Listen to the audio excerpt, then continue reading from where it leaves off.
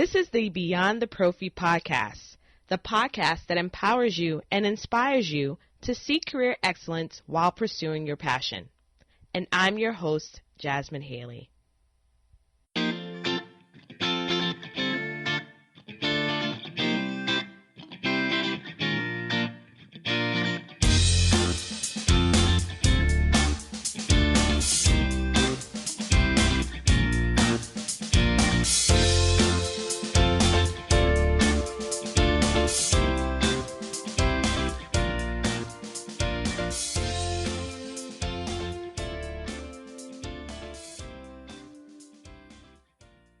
Welcome to the Beyond the Prophy podcast. I am excited to share this next interview with you with Kristin Hays.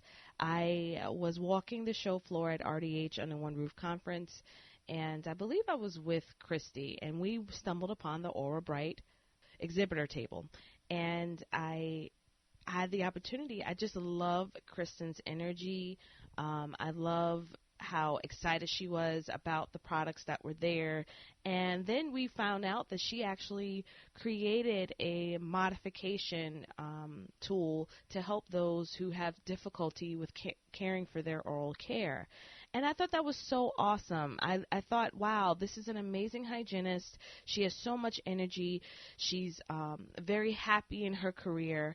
We've got to get to know her. And so she was one of the very first individuals, because, you know, I've just started this podcast, who I asked, hey, would you be willing to be a part of my podcast? And she was like, yeah, that's great. And we had such a great conversation.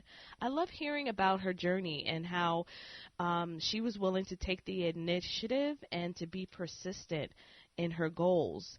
And what I also liked about her journey was that she was okay with taking time off. You know, as mothers, especially as mothers, sometimes we're so hard on ourselves.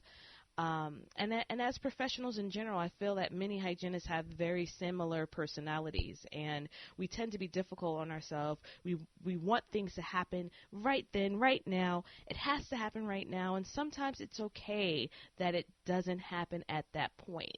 We don't see it that way. We feel defeated, and my word of advice to all of you is, it's okay. You still have time. And that's really hard for me to say, because I'm still pushing myself beyond the limit and beyond the prophy.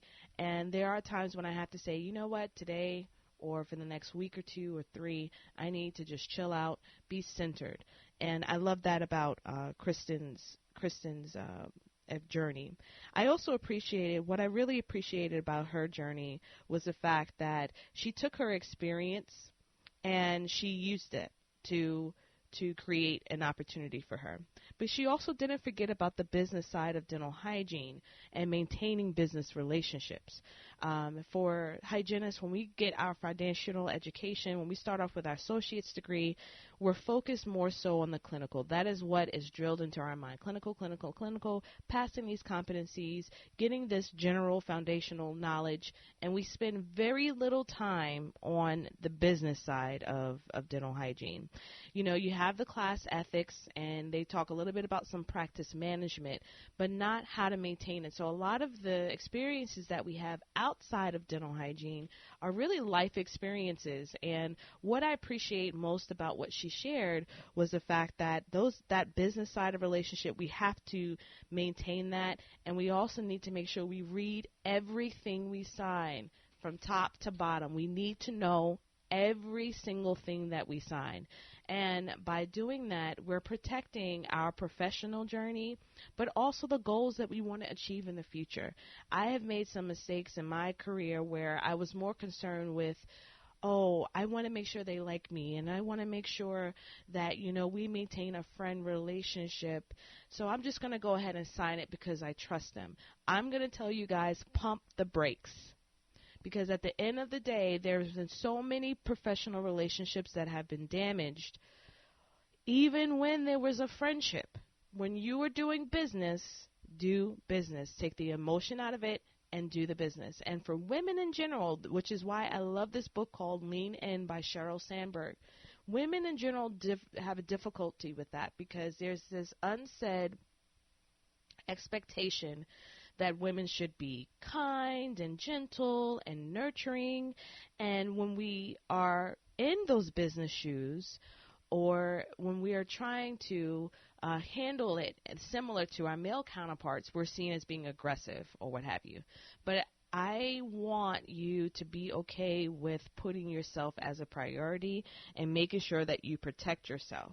If you're doing anything with anyone, you need to make sure you read it in detail and go over information over and over and over again until you're satisfied, and don't apologize for it. So I love Kristin's experience. Her best career advice is just shut up and color. I love that. You need to focus on what your goals are, focus on your why, and just do it. Take that initiative. Listen to the Beyond the Prophy podcast. Make sure you read the blogs. Reach out to these incredible people who are willing to give you their contact information so that you can learn from them. Learn from their examples. It is possible to have career excellence and to be satisfied and be able to have a wonderful career in dental hygiene as long as you take those necessary steps that are outlined. And remember, those steps aren't outlined as steps 1 through 20.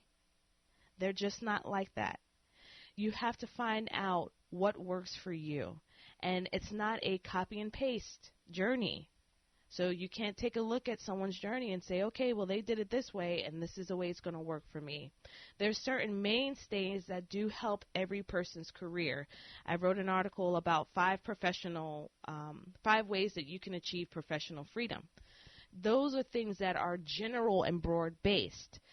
And everybody's step and everybody's journey is different. But take those steps, take those small steps, be persistent, and you can have a fulfilling career. So make sure that you like our podcast, share it, review it on iTunes or Google Play. Also subscribe to the BeyondTheProphy.com website where you can receive our newsletter, our monthly newsletter. And we're going to have some amazing events for 2018. And I'm doing this for you. I want to make sure that you all have – I want to be able to give to you what I felt like I needed a couple of years ago when I was in a pit of despair. So thank you so much for listening, and enjoy this interview. Welcome. This is Jasmin, and this is one of our very first features for Think Beyond the Prophy. I'm very, very excited. I've decided to branch out from Mom Jenna's podcast because I'm so big about entrepreneurship and actually elevating the career of dental hygiene. And I met a phenomenal hygienist here today. I'm actually at the RDH Under One Roof conference, and I met her at the Orabrite exhibitor table. So I would like to extend a very warm welcome to Kristin Hays. Thank you so much for being on the show. Hi, thank you very much. Thanks for having me. Excited to be here. Oh my goodness, I'm so excited too. Like I just recently realized, I'm like, okay, it's time for me to branch out and do this because the blog has been fairly successful. We just had an amazing event last week, and I'm like, hygienists want to hear more. Like, how do I elevate my career? How do I do what makes my heart sing? How do I keep that passion up? So I think your story and what you shared a little bit with me is definitely inspiring, and I would love for our audience to hear what you have particularly done. So first, before you get into that, just let us know, like, how long you've been practicing, like, why did you get into the field of dental hygiene? Okay, well, first I started out as a dental assistant, and I joined the Airforce as a dental assistant, and I practiced dental assisting for 10 years, finished my prerequisites, and the Air Force had a scholarship program. When I'm done, I can apply for dental hygiene school. So I completed those requirements and went to hygiene school in St. Petersburg, Florida, back in 2006. And I was an active duty dental hygienist for the Air Force for 10 years after that. I separated after 15 years. My family and I moved to South Carolina. Amazing. Yes. And during that time, I actually branched out also and worked with a local college where I was an adjunct staff for them, where I would bring in what we call civilians, students into our military practice and help them with teaching them proper clinical treatment. So, which was a really neat opportunity starting to branch off into the civilian world for me because being in the military for so long. Yeah. So, we built a great network of contacts up in Massachusetts. Yeah. That was at Forsyth College. So I got to meet Dr. Esther Wilkins, so it's really cool. Moved to South Carolina and started working for a company called Senior Dental Care, where we go into long-term skilled nursing homes and we provide dental care to the residents, mostly Medicaid patients, and a passion. I loved it. Loved every minute of it. It can be challenging at times, but during that time, I went to a hygiene conference in Nashville and just started talking to Lisa Rogers with Orabrite, and she had told me that the business owner was looking to develop a senior health line because there's such a need for it. And when she found out I worked for a company where that's what we do, she asked if I'd be interested in helping him design an oral health line for seniors. So Amazing. That was about 2 years ago. Listen, listeners, if you heard a little bit of what she said, she started off into another scope of clinical care, and it's led to her branching out and actually creating a product. Yes. Which is so awesome. And that was the first thing I saw. I was like, oh my gosh, look at this. This will be perfect for the patients that have some manual dexterity issues and are able to reach certain areas. So before we get into that, just I'm going to piggyback a little bit in what you were doing with the senior care. So how long did you work in that scope, and then what services were you providing? I started working with them February of 2015, and we go in and I perform pro-fees to the best of my ability. We do pro-fees. We have a dentist that comes in every other month, and we make dentures, we do some fillings, we do extractions, but most importantly, building a rapport with the residents and hoping, and also doing in residence teaching the staff about oral health care. Yeah. So that's our goal, right? Because it starts with them, and that's where we struggle with too a little bit. You know, they're overtasked, but I go in pro-fees. I do. I hand scale if they allow me to. Do you bring your own equipment? We bring our own equipment. Yeah, we bring in a Septigo, so I can have access to suction. I saw that they're here. They're here. Yes, yes. Okay. So we bring that, and I have a big rolling toolbox with all of my supplies in it, and that's incredible. That's a lot of hard work. It is. It's very fulfilling and rewarding. It is. So how did you find a position like that? Because with hygienists, the first thing they're like, I'm so sick of private practice. I want to make a change, and some people don't want to leave clinical. But here you are branching yourself out there. So how did you find a position like this? I actually found it online. It was on Indeed, I believe. I saw it when I was starting to begin my search for where I was moving to. And then I'm a persistent person, so they... reluctant because of my timing, but I kept on them, and they finally couldn't say no and hired me, and that's right. I did it for a year. I took some time off. I have a son with special needs myself, so he was having some trouble, so I had to take a year off, and then they called me back, wanting me back, and so I've recruited a couple other hygienists also that were ready to leave. They weren't sure if they're ready to leave private practice or not, but they've spent some time with me and shadowed me and fell in love with it. And so I have one that's been in private practice for 20 years, and she just started working with me. What's the name of the company? Senior Dental Care. Okay. Yeah, they're based out of Florida, but they're all over the country. Okay. So, yeah. I want to focus in on the fact that you said that you were persistent. There have been jobs that I've applied to several times and gotten no reply, or you've gotten a no. And I think that if you really believe in your potential or optimistic when things turn around, I think that's really key to understanding how important it is to keep that at the forefront and to continue to think beyond the pro-fee. So if you really want to elevate your career, sometimes you may hear a lot of no's before you finally get that opportunity. And I love that you were persistent until you were able to. And now that's actually kind of segued in your experience with them into you creating this product. So tell us about it. So I'm really excited about it. I sat with the business owner, and he asked me what we need out in the field and what I see that we could help residents or patients have better oral health themselves. And I found that a lot of my competent patients who physically have disabilities but mentally are able to remember to brush their teeth, but they physically can't because they can't bring their hand to their mouth, or they just struggle holding a small toothbrush. So we came up with an extension to allow you where you don't have to bend at a 180-degree angle to brush your elbow, basically. Yes. So you can hold it, you're almost at a 90-degree angle, your elbow is, so you're able to reach your teeth and brush your teeth. And it's disposable. You can use a disposable toothbrush, use any kind of toothbrush and throw it away, because what I found in nursing homes that a lot of them aren't getting out of beds, and the staff isn't able to get them out, to get them to a sink. So for us, skilled nursing, this works really well. For private practice and assisted living facilities, this would work great as well. We're looking to see if we can change it a little bit for electric toothbrushes as well. That was a feedback that we got from a lot of the hygienists, especially for private practice and retail down the road. But and it definitely does extend it. I mean, you can put at least maybe 4 or 5 inches to the toothbrush. Yeah, maybe. Yeah, it's a little bit longer than a standard toothbrush itself. Maybe. So my measurement is off though. Yeah. I do better with millimeters. 3 inches. Okay. Yeah. So you're probably looking 1, 2, 3. Yeah, you're probably looking at extends it about 4 inches at least, 5 inches. Okay, so I wasn't too bad. So you weren't too bad. Yeah.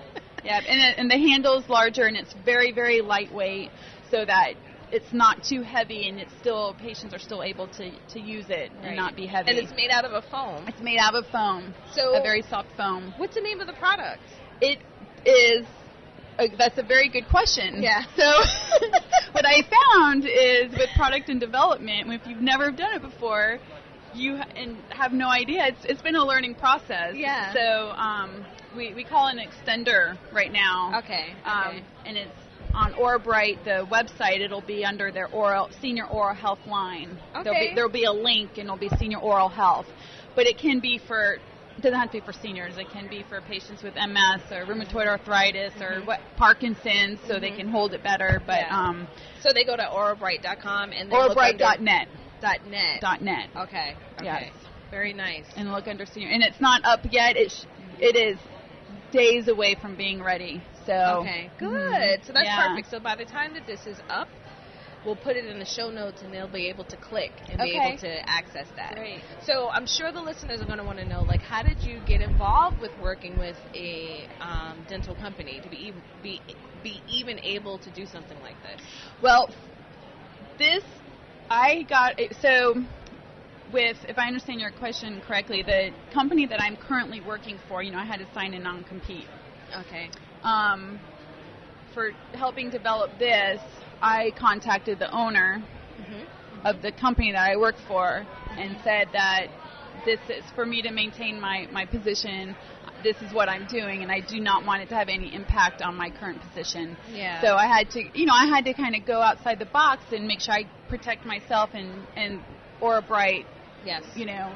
With this. So they agreed to it because they need me, right? So they're going to work with me, and it could potentially be a supply for them to use in the future as well. So that's wonderful. That's wonderful.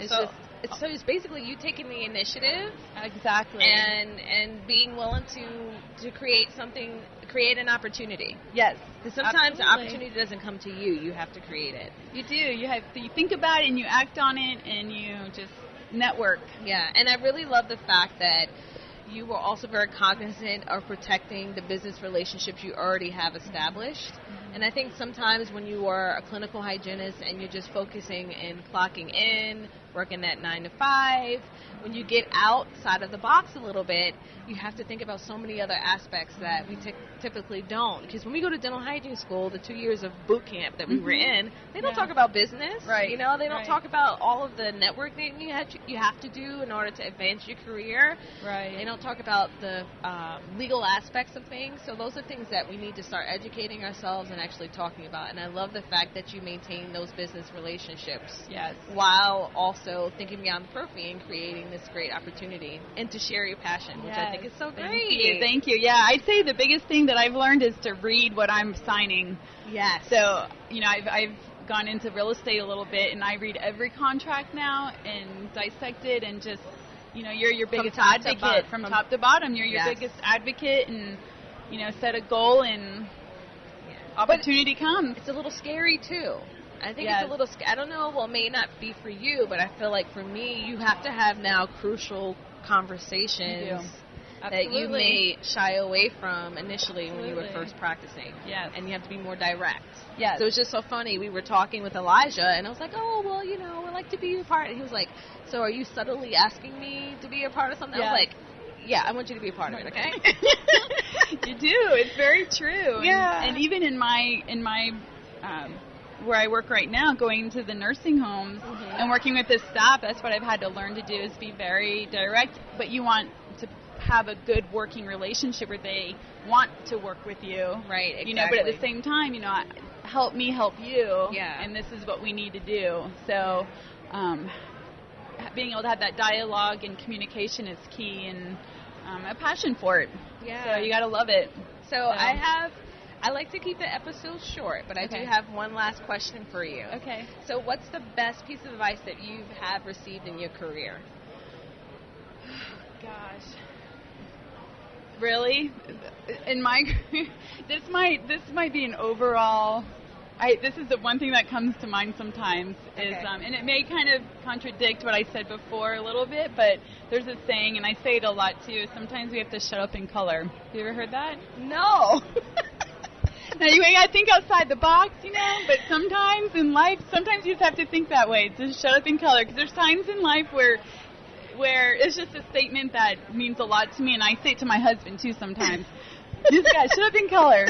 There are things that we don't want to have to do, and sometimes we have to just shut up and we do it, and then you'll be amazed sometimes when you do that, doors can open up, because you're kind of going through that path for a minute that you need to go through to get to your next path. Yeah. And if you get too crazy and too wild and too out of control, then you lose focus. Right. So if we can just shut up in color sometimes, and I tell my soldiers that, because I'm still in the Air Force, and I tell my kids that, and I tell my husband that, and I tell myself that sometimes, because I get wound up, and Kristin, just shut up in color for a minute. Can you tell me that? Yeah. To shut up in color? Yeah, go ahead and tell me. Just shut up in color. Thank you. I need to shut up in color, okay? I seriously do, because I was just talking to someone. I was like, I need to put my head down and just focus. Because, I have the Mom Hygienist podcast, I have Beyond the Pro Feed, but I need to focus on what I really want to do. So I need to shut up. And color. And just color. Yeah. I love it. I love that piece of advice. So where can the listeners find you? How can they contact you? They can contact me. I have an email address. It's Kristin, Kristin, _Hays, Hays, 77 at yahoo.com. Send me an email if you have any questions. I happy to help with resume writing, anything. So any tips. So absolutely. That's perfect. Yeah. Well, thank you so much for being a part of one of the very first episodes of Anything on the Phone. I love it. It's a pleasure meeting you. Oh, it's so great meeting you also, and hopefully we can keep in touch and see each other years to come from now. Absolutely. All right, awesome. Thank you very much.